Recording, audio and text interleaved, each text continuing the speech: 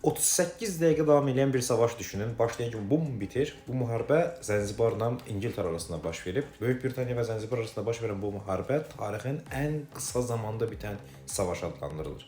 Belə ki, Zənzibar Hind okeanının sahillərində yerləşən dıbbılı bir dənə adadır. Bu adanı İngiltərə işğal etmək istəyir, amma ilk başda hakimiyyətini ələ keçirir və Əhməd ibn Tuvanini hakimiyyətə qoyur. Beləcə öz kukla hökmdarını ora yerləşdirir. Amma bu hökmdarı aradan götürən onun qohumu 22 yaşındakı Xəlid ibn Bərqaş BBC-nin də dəstəyi ilə İngiltərəyə qarşı çıxır. Bunu görən ingilislər deyir ki, bala eləmə. Yəni bizə qarşı çıxma, hətta tabe ol, adam ol. Sənin işimiz olmasın. Amma o deyir ki, xeyr, elə olmayacaq və nəticə etibarilə Britaniya müharibəyə başlayır.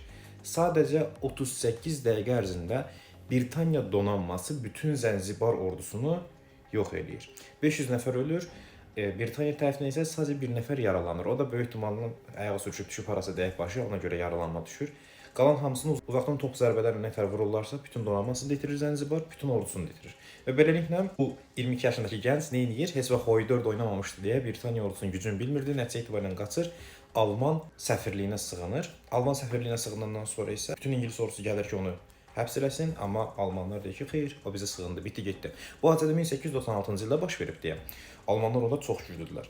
İngilislər ki, yox, unutmayacaq səni və 1-ci dünya müharibəsində almanlar İngiltərəyə yeniləndən sonra 1916-cı ildə həmişə bu adamı tapırlar və ingilislər həbs edirlər. İlk bunu Yelen adasında sürgün edirlər, daha sonra isə digər adalara.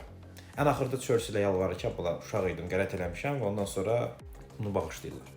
Beləliklə bu müharibə tarixin ən qısa zamanda bitən müharibəsi olur. Sadəcə 38 dəqiqəyə təxminən 2500 nəfərlik Zənzibar ordusu 1050 nəfərlik Britaniya ordusu tərəfindən darmadağın edilir. Bunun ən böyük səbəbi təbii ki, texniki üstünlükdür. Yəni döyüş başlayandan uzaqdan dom-bodom vururlar. Heç nə eləyə bilmir Zənzibar əsgərləri.